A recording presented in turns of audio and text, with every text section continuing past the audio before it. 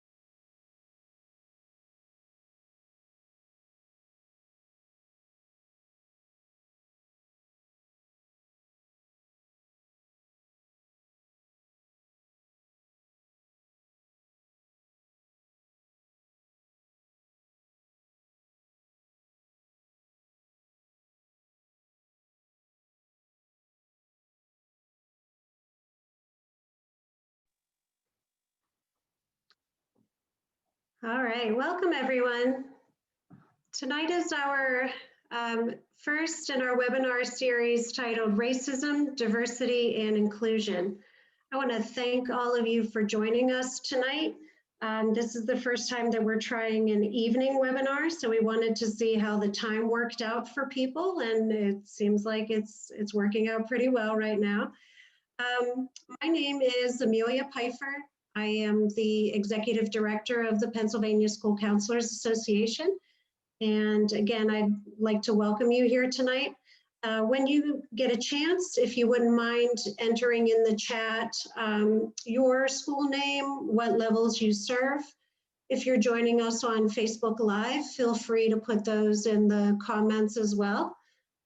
So I wanted to get started this evening by introducing our roundtable guests.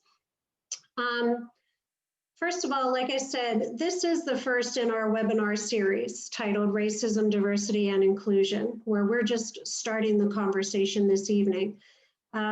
If after this webinar, if you want to learn more, we will continue this series in our virtual conferences coming up on December 3rd and 4th.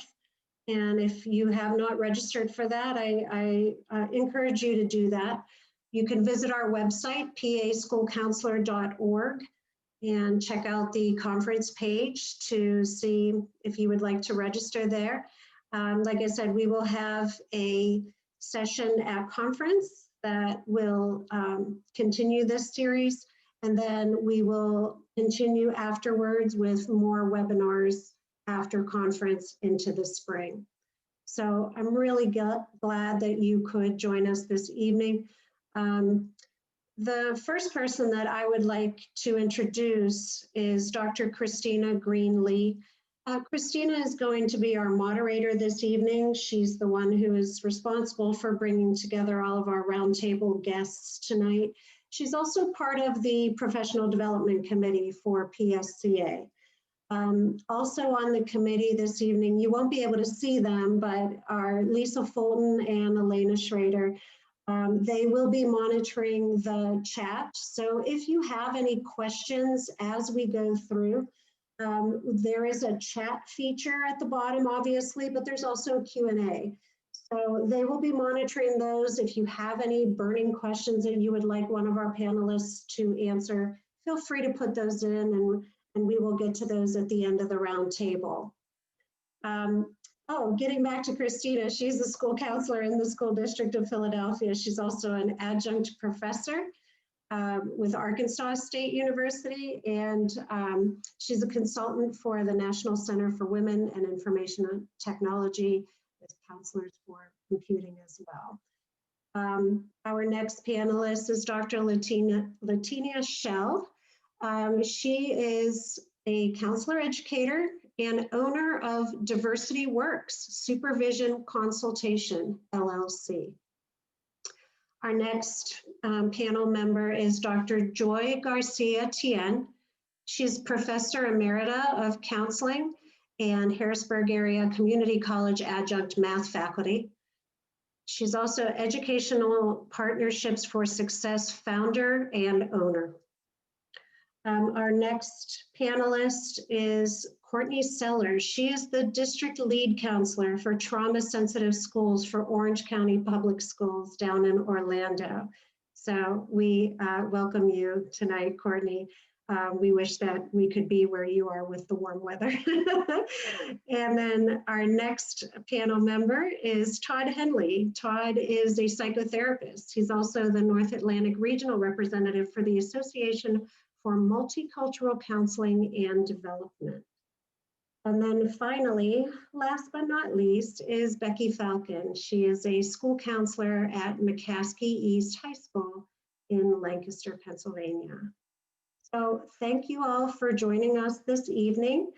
At this time, Dr. Green-Lee, I'd like to turn this over to you. And if all of our panel members can turn on their cameras and join us for the roundtable.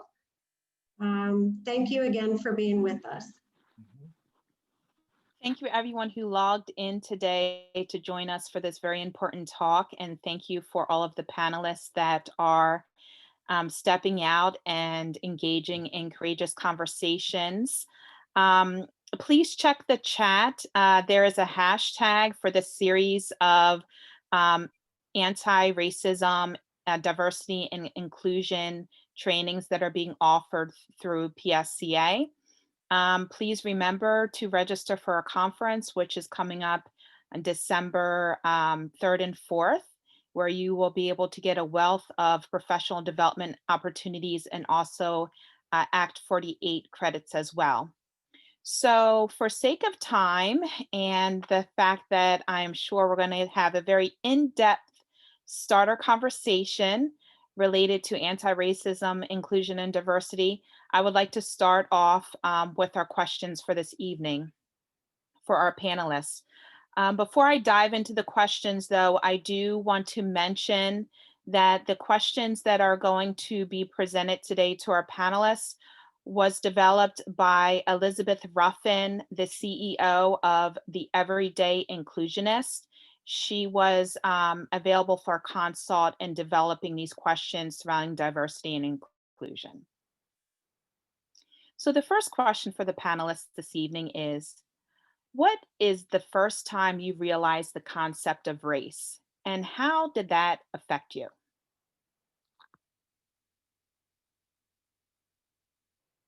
We can go in Hollywood Squares order if you like. Well, I'll go first, unless Dr. Schell, would you like to go first? Okay. Sorry, go right on ahead. You can go. Okay, well thank you. we talked a lot about race growing up, but it was sixth grade when I really learned about race. It was in history class. My sixth grade teacher was talking about the founding fathers, and she made a statement that really shocked all of us. She said, "I want you to know that Thomas Jefferson, he wrote, 'All men are created equal.' And we want you to know that he was a bit of a hypocrite because Thomas Jefferson raped our ancestors. And we were all quiet and we learned a whole lot about race. And I went home that evening and talked to my family about it. But that's when it really hit me in sixth grade. I can chime in. Hi, I'm Dr. Shell. When it really hit me, I would say was kindergarten. We had moved, my mother and I had moved from Lancaster City Mm, um, to Ambler, Pennsylvania, and we were actually living in the suburbs. mm, And at that time, we were the only family of color in that neighborhood. And that was the first time that I really realized, like, oh, wow, like we're the only Black people in this neighborhood. And I remember having a friend, it was a little white boy who lived next door to us. And I remember his parents, like just their reactions, like when I would go to ask to play with him, and I just remember how that made me feel. I just felt very, I don't know, I felt like something was wrong with me. And I didn't really have the language or like I didn't know what to do or what to say about it. So I just remember like internalizing that and like really feeling like I was a bad person and that I didn't belong in that community. So that's when I really realized the concept of race. Like Tina, this is why mine was in kindergarten as well, and I think even as young as preschool. My mom was an early educator. No, I was born in the Philippines. I was there. I came to America. I immigrated here when I was 20. But back then, we had I had an international. So kids from the bases have young kids from Africa, from other parts of you know, like if a lot of them also were actually from India. And and so it was an interesting reality for me that, you know, we can actually have different colors of skin. And the education that I received then too, being that it's church-centered school, is we were taught that song, Jesus loves the little children, all the children of the world, you know, red and yellow, black and white. So I can song, but I think the point being is that was it really interesting for how it really shows differences among people in terms of race that growing up or back then we were taught about embracing diversity and the benefit.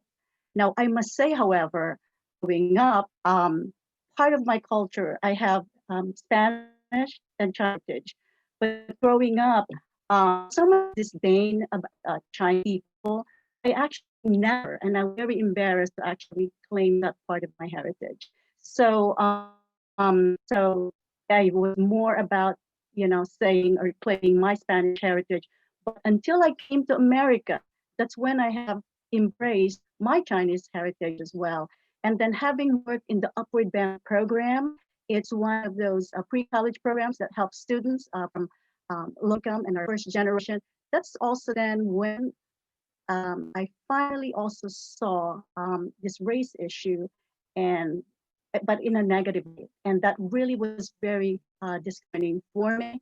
And I decided that, you know, very has been settled by the fact that there's so much racism or discrimination apparently that's going on. It's system, and so part of mine was okay, what to do about it. So for me, it's about getting myself more educated on that issue.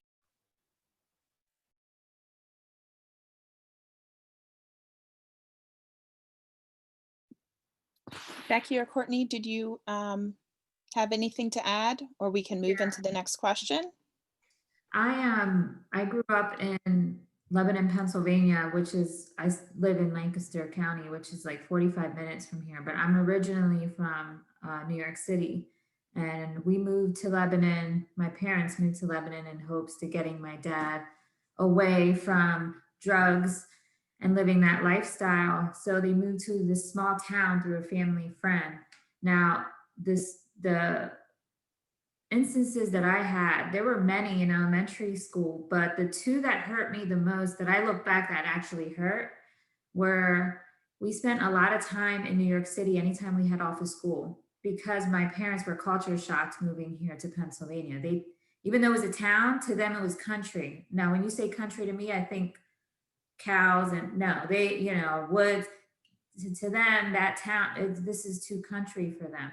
So when we when we were growing up, there were many instances where that race and all that and culture was brought up for them because it was just a culture shock for them. But when it started to hurt me was I looked up to my relatives and my cousins in New York, and I wasn't talking like them. I didn't have the same accent.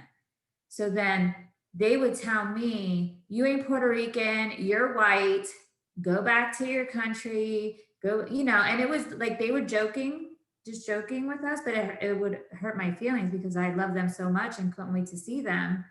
And then when I felt the rejection from them and like I was the end of the butt of a joke all the time because I talked different than them.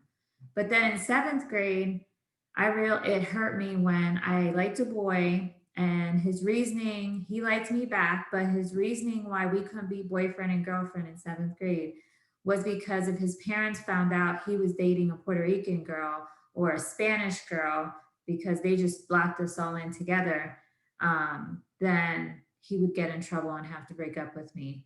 So, I always felt growing up that I wasn't Puerto Rican enough to be Puerto Rican for my family. And then I wasn't like everybody else at school because I'm Puerto Rican. And then people would talk to me and then they would make this fake accent like they grew up in the hood to just talk to me. And I'm like, why are you talking like that? Like talk normal, So as a kid, I couldn't, now I understand it, but as a kid, it was just hurtful. So I can quickly add, I'm Courtney. I grew up in Lidditz, Pennsylvania. I don't know if anyone, I couldn't see the chat, so I don't know if there's any Warwick people in the house tonight, but back then, growing up as a kid, I think my first time was actually second grade. It's predominantly, if you know Lidditz, back then it was 99 point something white percent. And I had heard, we went out to recess and there was one classmate of mine that was a friend of mine at the time. And I had heard a bunch of kids at recess saying inappropriate names. And I remember going into the little area where they were kind of surrounding her and sticking up for her and just kind of realizing at that point, what are they talking about? Why are they calling her? And I remember going home to my mom, asking her what certain words were. And I remember not getting the support from my family. I grew up, my grandmother was Amish and Mennonite and Brethren, very strict things. And I remember hearing a lot of inappropriate things. I didn't know they were at the time. But then I got to tell you a funny story is when, as a kid, when the Cosby Show came on, I can't even remember. I was older, obviously. And I remember every night wanting it and telling my mom, I want them as my family. They're the family I want him as my dad, him as my mom. I want that. And my mom kept looking at me like, why do you know what I mean? So I don't know, it's always been in me. I somehow must have resonated with them from growing up, but I've had, that was really when my first time, second grade. Thank you so much, everyone, for sharing those very personal experiences related to race. I know some of these questions are not going to be easy for our panelists and also for those of you that are listening. It might trigger certain thoughts and memories that you didn't even realize that you had. So please make sure that you're engaging in self-care. Please make sure you do that. And I really appreciate everyone sharing their innermost emotions and thoughts and experiences with everyone tonight. So our next question for this evening is, have you ever felt you received or missed a professional opportunity because of your race? So we want to look at this question on both sides of the coin. If you feel like you received or you feel like you missed an opportunity because of your race.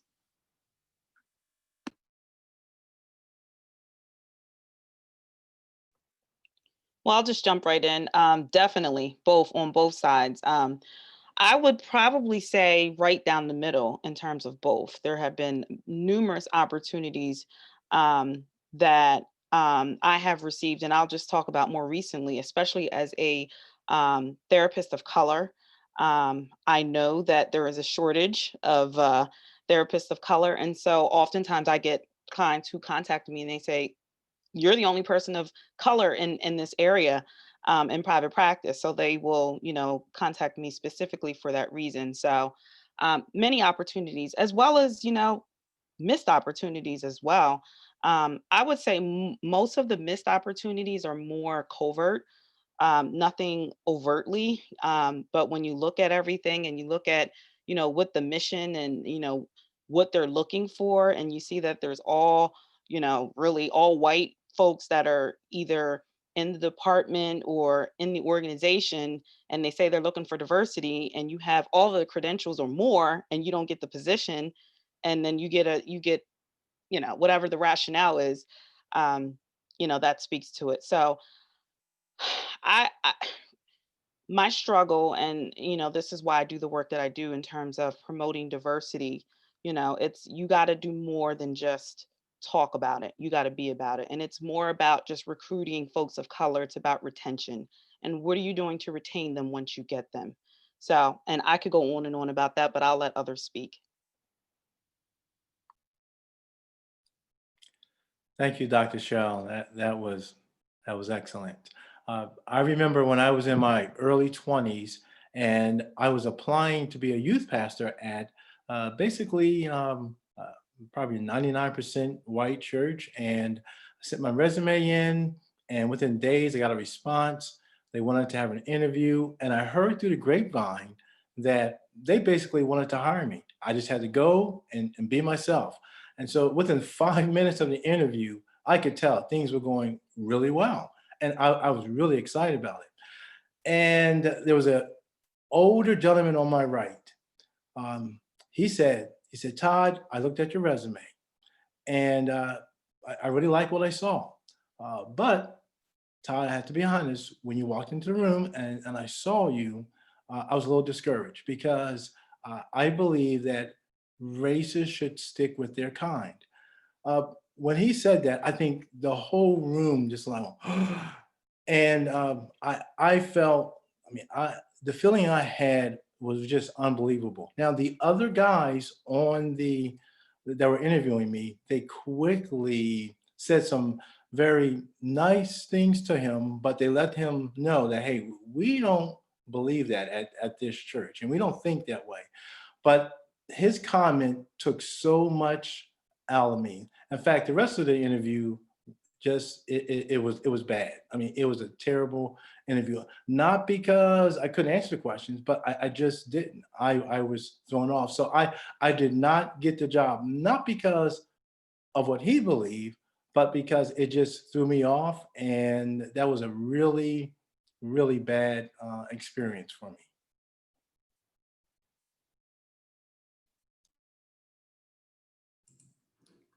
I'll go. I remember I went to Millersville first, and then for a short time, short, I went to Lock Haven for a semester thinking I needed to be further away from home.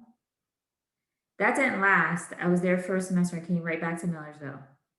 Anyway, I learned my lesson the hard way. But anyway, I went to Lock Haven, and the first thing I did, we were dirt poor. So I always had to work since under the table since I was 14 to help, with things in the house and for myself. So that was the first thing I did, was apply everywhere and anywhere I could at Lock Haven. That town was even smaller than where I was raised, but I could not for the life of me get a job. And I knew that I just, in my heart of hearts, I felt like it was obviously because of me being Hispanic and that not being a majority.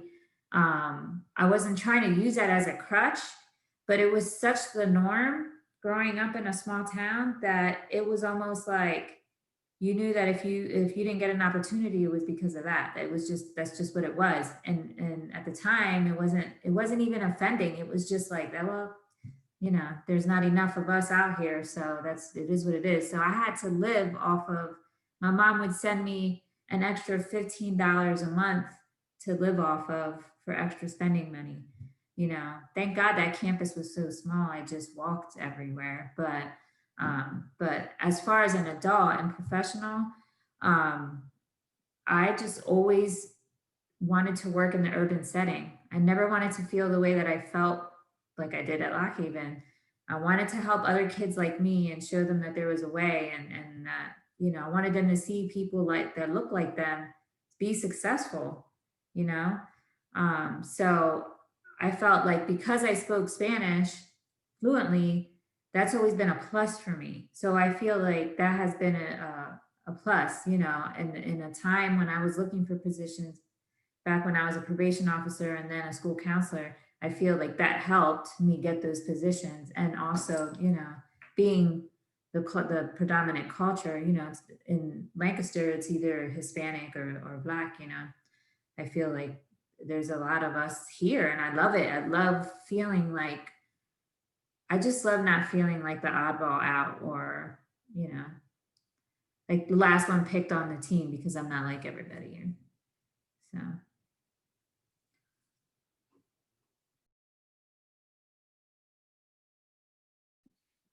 Courtney or Joy, do you have any experiences? If not, we can move on to the next question.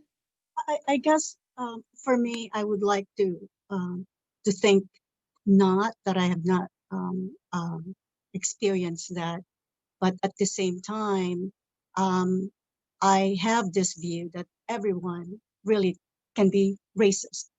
We all hold biases, and in fact, I was just telling a friend that I really believe that this abuse and misuse of power and privilege, along with ignorance, actually, are the root cause of anything discriminatory or racist.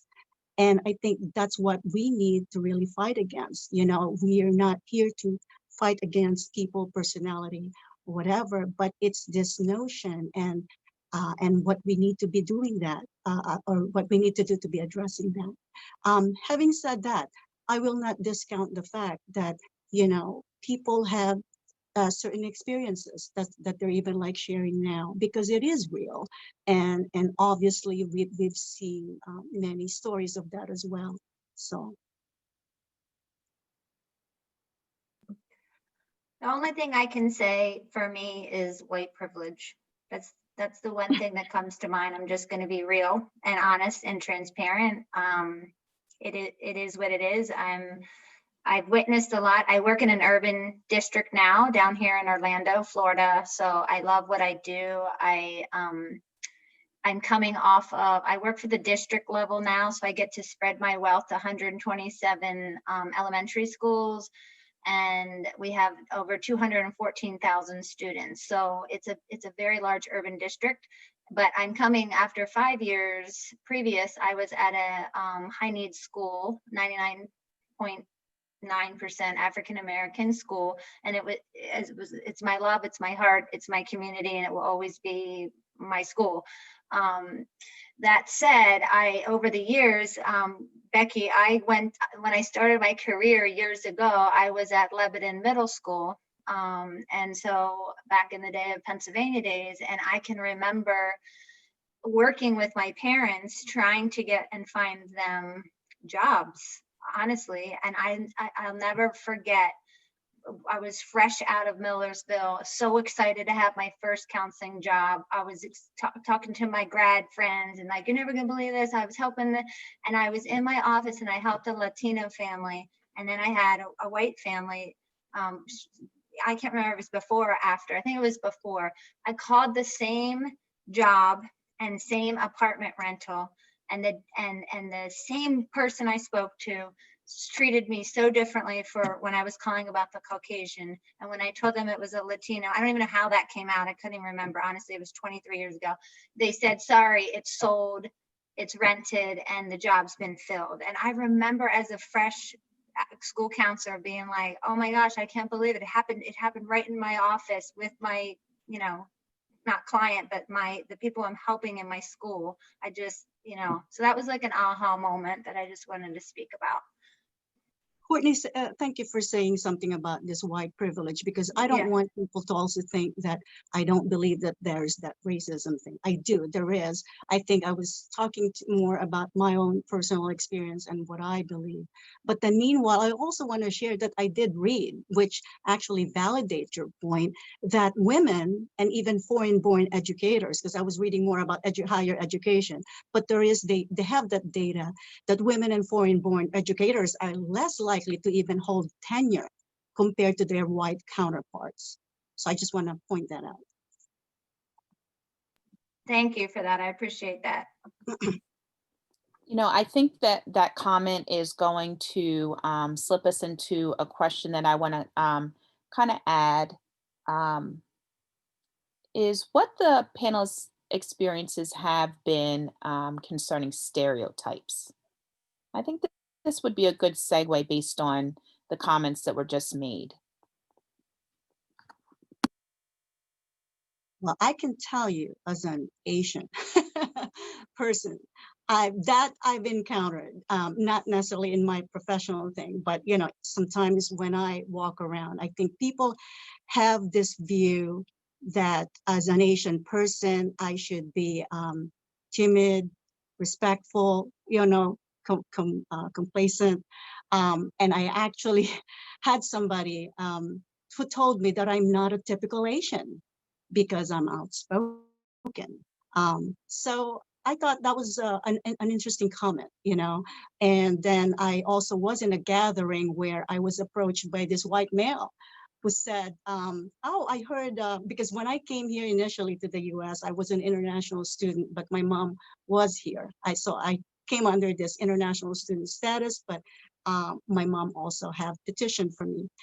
But it was an interesting comment when he said, oh, so are you out here to look for a white man to marry so you can stay here legally? So, you know, those type of experiences sometimes just really make you cringe. At the same time, I have to just tell myself, you know, he's just really being ignorant. That's just the thing. And what do I do? Well, I was out there to educate him and explain to him, hey, listen, I think you have a really wrong notion of who I am. But yeah, I just thought I'd share that. I'll go. I'll just share. I've had lots of experiences with hearing about stereotypes, and you know, overall, I just think that people are just ignorant. You know, even within my own family, you know, I would hear family members like say stuff, and you know, oftentimes I didn't know what to do with it. Like I didn't know what to say because I didn't want to offend anybody, and I wanted to hold on to relationships, and it just kind of put me in an awkward space. But it wasn't until I attended a lecture by Dr. Beverly Tatum, and it was at Millersville University. And I remember her saying that, you know, just because you missed an opportunity to speak up and to say something doesn't mean that you can't go back and address it. And so that really was the impetus for me to start speaking my truth, and for people to hear like how it made me feel when they said it. So a lot of times when people make ignorant comments and you know they have different stereotypes, sometimes you may not have the words to say or you may not want to say something at that time, but you can always go back and make that a teachable moment. And that's my thing, trying to make it a teachable moment and trying to shed light on why that comment is so ignorant and how it impacts not only myself but other people. So that's my take on the experience.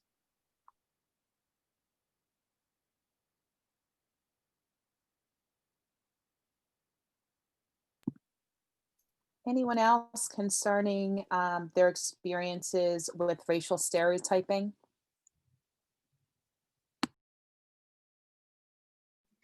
I'll go just briefly. I know I'm so glad you talked about that, Dr. Shell. I think teachable moments are critical. I feel if I knew, don't we always say this, the older we get, the wish we had the knowledge when we were younger. I wish I had the skills. I was not taught this. I didn't learn it in school. I didn't have a school counselor that helped me dissect this in small town Americana. I did not have that. I had a school counselor. She did a lot of good things, but never talk about race or diversity. But I think it's so important. I know growing up, this is kind of a reverse one, and the panelists can add to this or not, but I don't know why this comes to my mind right now. But I remember in middle school and then traveling to high school being called WIGGER. I can't even say the word. I'm sorry. I just can't.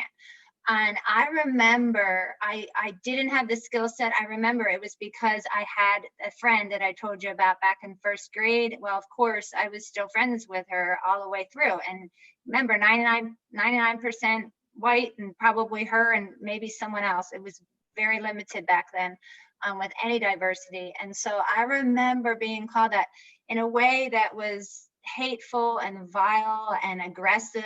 I didn't know how to handle that at all. So I think in those teachable moments of today, the stuff that we continue to hear, sadly, in 2020, it's so important for us as school counselors to get out there and to call out the ignorance in a professional way, obviously, but in a teachable way, because I'm not going to use a word because I'm going to save my one word later, but there's a certain word that's in my mind that I want to say to you guys later, but I think it's just important. So that's my story growing up in Amish country. You know, most of my stereotypes have come in the area of athletics. I'm a cyclist, I'm a triathlete, and people are surprised that I don't know how to play basketball too well. And I remember in my younger days when people would say that, or sometimes they would say, "Boy, I'm sure you want to have some of this watermelon, you know, at the picnic." And back then, it would sting a little, but I never really spoke up about it. Now that I'm much older, of course, people don't expect me to be an athlete now. But now when I think about the stereotype and even playing, well, attempting to play basketball with my kids, even my youngest son thought I should be a very good basketball player. Well, I should at least know how to make a shot. You know, and so I was wondering, I remember sitting him down and I said, Micah, now, okay, you beat me 11-0. Why did you expect me to make at least one shot? And I guess I should be able to make one shot, you know. But he said, "Oh, Dad, you know, Michael Jordan, LeBron James, they're all good, but Dad, you're black. You know, you should be able to play basketball, okay?" And I said, "No, Micah, where did you learn that?" He said, "Well, Dad, it's always been that. It's always been that way, you know, with our culture." Yeah. So, you know, it's been part of my life, you know, in the area of athletics, but I have not learned how to, I guess, come back, even though it hasn't been said in a long time. But I haven't learned how to really, you know, sit down with someone after a comment and say, "Hey, you know, that, why do you think that way?" You know, or that comment stung, that comment hurt. Yeah, so that's something I still have to learn how to do appropriately. That's true. I mean, I think I'm sitting here listening to you guys speak, and I think the hardest part for me is when I witness it as an adult now. Prior to COVID, I should say, when I was in the buildings and brick and mortar, and it's hard for me to keep my mouth shut. And I remember me telling coworkers that worked very closely with another individual, and I just went off. "You need to tell your coworker he's in the wrong building. He needs to go to suburbia or rural and go work out there. He's in the wrong, I don't even know why he's working here."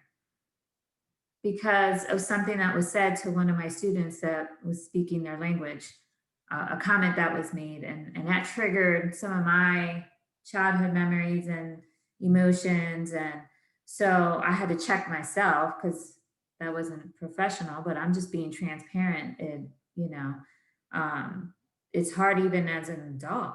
So those are things we constantly have to check ourselves with and know how to, like, the key is to educate. And if somebody says something ignorant, letting them know in a professional way that, no, that's ignorant. And you might not see it like that, but it comes off to people of color the wrong way. So you need to check that. You need to, but we all have our baggage, and I get that, but it's still present, very much present. And sometimes as adults, we get mad at the students for acting their age, but it's hard for adults, for us to put up with it. So we have to, we have to do better and stand up to those that need educated. And also, because then I had my own stereotype and my own bias about that individual, that came out, so that's just my thoughts on that. Thank you, everyone, for those very honest examples of your experiences with stereotypes. And Becky, you set us up for our next question as we wrap up for the evening. So I want to ask the panelists, what is one practical thing people can do to fight racism? So we don't want this to be all doom and gloom. We want to have a little hope for the future. So what's something that people can practically do to fight racism? I'll start out. Something that I think everyone can do is, number one, you can always donate your time, by volunteering with organizations, nonprofits, serving on boards, and also memberships and organizations such as PSCA and the NAACP and the YWCA, where their mission is to eliminate racism. So those are ways that you can do things either actively or inactively through your time, through your resources, and financially. We've talked a lot about biases too, and I think as educators and as parents and we're molding the youth, I think what we really need to do is help each other to recognize our own biases, and at the same time to be more conscious of how those biases that leads to behavior actually even affect a lot of our decision making. So that recognition of our own biases and even learning our own history, our own story, other people's history, their own stories, so that the more we get to know each other, I think that's what's going to promote understanding.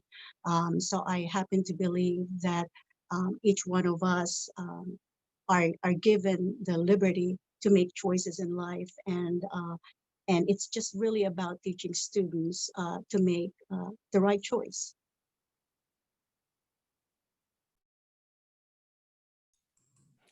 Something that we do with our family, usually at least 3 times a year, and even though we're a family of color, we would get together with another family of color, and we will simply ask them, hey, for 2 hours, just share your journey, share your story with us, especially in the area of racism. And that has been so rich for our entire family. And I strongly believe if anyone does not believe in systemic racism or white privilege, then I want to encourage you to get together with a family of color, and just ask them, hey, tell us your story. And then after the hour and a half or 2 hours or whatever, when they tell you your story, then ask yourselves, what can we do? I like what Dr. Shell said. Yes, get involved. Also continue to educate yourself, read books, read articles, listen to podcasts, all these people, these panelists here, whether they're counselors, they're educators, they write blogs, we friend them on Facebook if they want to. I'm sure that they'll say yes, but learn from people here. But I would say get involved and make a difference that way. I just want to add, you got to find your tribe. If you can chunk it as school counselors, because remember, you all are change agents and you do not have to take on this alone. You may have, I can't remember, you don't have countywide schools up there, right? It's still strictly districts everywhere in Pennsylvania. I'm sorry, it's been a long time. Down here, I'm so used to, okay.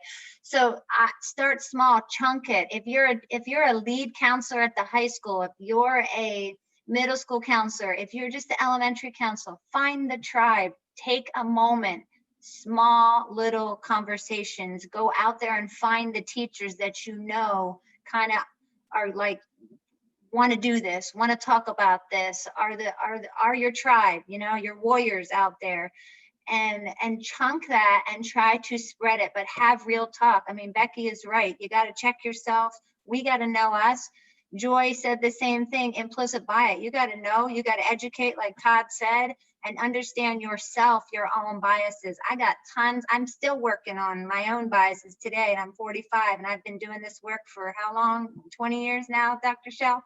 It's been a long time, and every day I learn something new. But I know I can't do it alone, and I know if I just go out into a school and I find one or two other people, before I know it, it's spreading. And it's spreading positive things, and it's checking people when they need to be checked. But on obvious, 90% of the time, those people that need checked have the unconscious bias, and their heart is in the right place, but it's an unconscious, and it's a word I'm going to use. I'm going to say it already, Christina. I can't wait anymore. It's called microaggressions. We have got to get a hold of them in the workplace. I am sitting here to this day in Orlando, Florida. I can't even tell you the amount of microaggressions that I hear that make me cringe every single day in the workplace. I have a lot of work to do myself. I have a lot of work to do with teams that I work with schools, with just a little innuendos that people have no idea how offensive and hurt it is. So microaggressions, implicit bias, chunk it and find your tribe. That's what I recommend.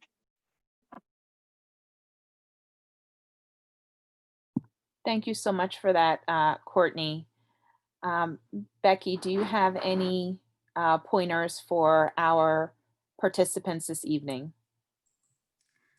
I was just gonna say that we have to believe that we're making a difference. Like, we just believe, you have to believe that, I mean, to me, I say we're already doing it, but we just have to continue this fight and believe that it's just gonna get better as time goes on. It's a work in progress. We're better than when we were 50 years ago, but it's still there. So we just gotta keep, continue this fight and be persistent and consistent. And I believe that, I think a big part of this is I want to see more kids of color grow up to be successful and infiltrate places of power, so that other cultures, so we can learn about all different cultures and be diverse in those places of power and those positions of power.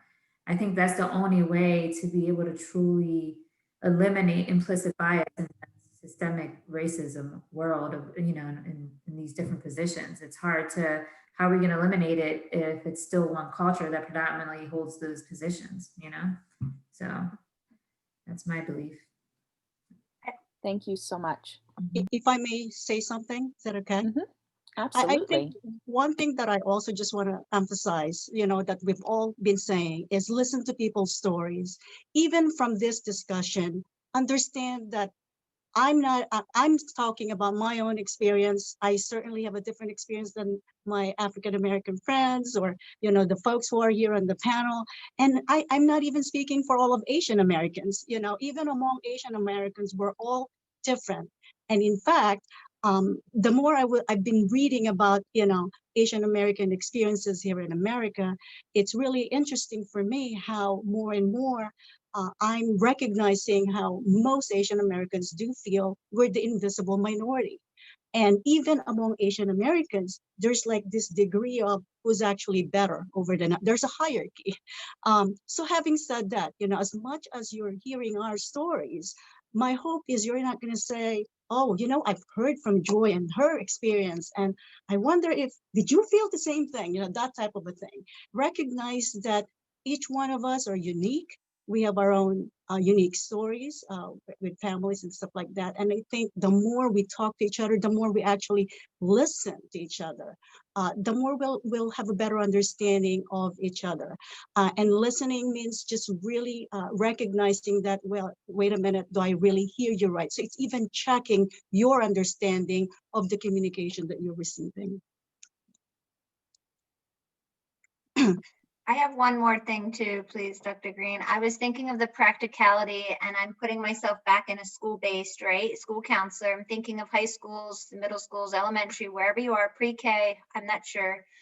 But I think it's important to really try your hardest after tonight's discussion to see and think, what is one thing I can do tomorrow going into work? What could I do differently? What could I look at my AP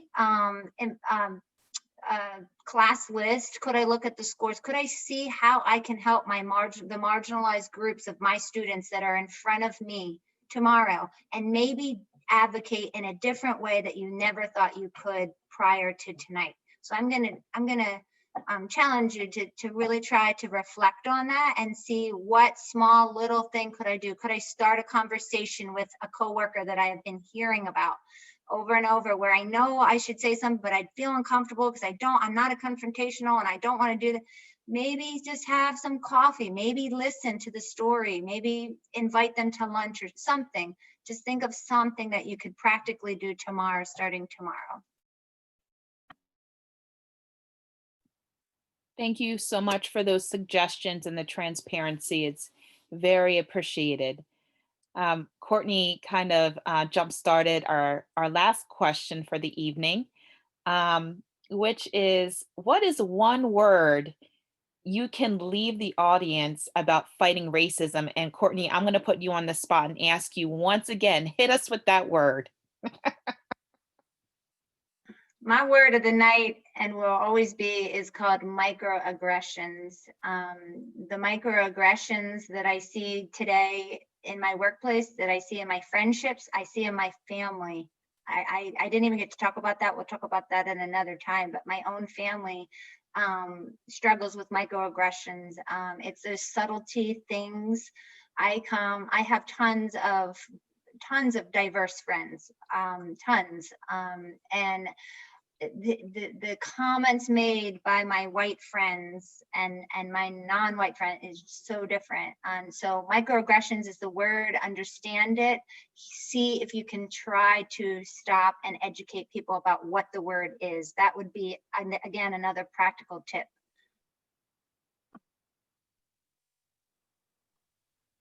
Initially, Yeah. sorry. No, go ahead. Go ahead. Okay. Well, initially, I thought I was going to give out the word mean, which stands for make equity a necessity.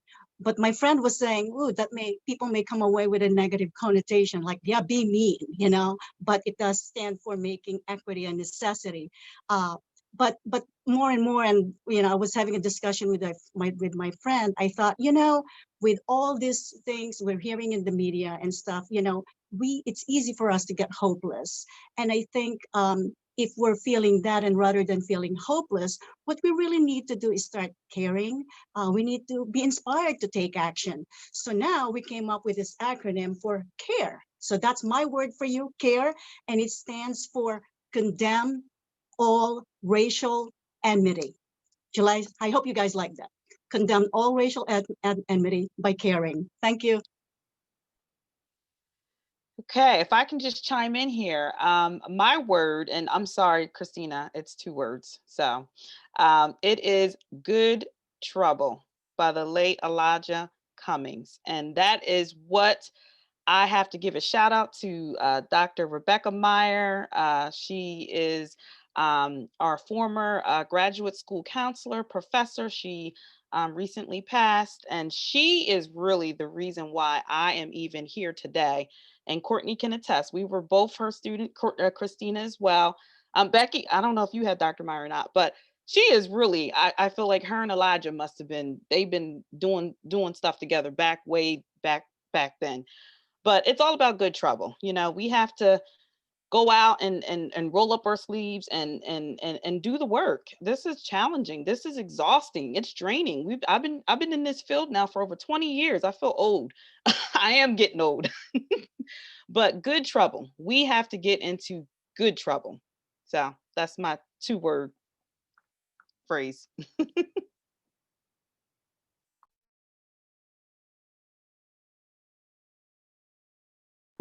Todd, Becky, do you have a word for us? Yeah, I was just gonna say dedicated. We gotta stay dedicated to our goals, you know, fighting this and continuing our march against what we believe in and what we want to see change. So it takes dedication. Great. You know, I have 2 words. If you're not a person of color, I think a good word would be honesty. Uh, ask yourself tough questions about how you feel about people of color. What fears that you have. I mean, really be honest about it. And as you discover the struggles that you have deep down inside, I think it'll be very good because of honesty to be vulnerable. You know, to apologize to people and just be real. The other word, if you're a person of color, persevere. This is hard. Yeah, dealing with racism is tough. I mean, it is really tough. It's worth it, but it's tough. So I would say continue to persevere, continue to educate yourself, continue to get involved, but keep in mind, yes, it's tough, but it is worth it. So persevere. Thank you so much. Those were very powerful words and acronyms and phrases. And again, this conversation, I want to thank all of our panelists. I want to thank everyone who decided to join us this evening. Please share this. This is on Facebook Live and it's being recorded. And I think that this is a really good conversation starter about anti-racism, diversity and inclusion work. And this is something, actually an action that you can take is just to simply share this, and people can just watch it in the comfort of their home. They can watch it in a group. You know, this can really be a tool. And please remember, this is part 1 of a multi-part series.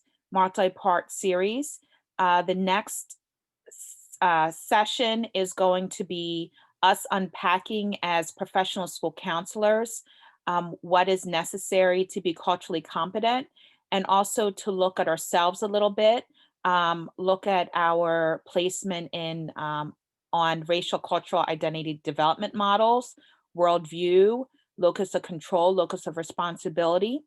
And as we move through this series, we are going to conclude with creating an action plan based on the ASCA model and how we can implement the information we learned into our practice as professional school counselors. I want to thank everyone for joining us this evening.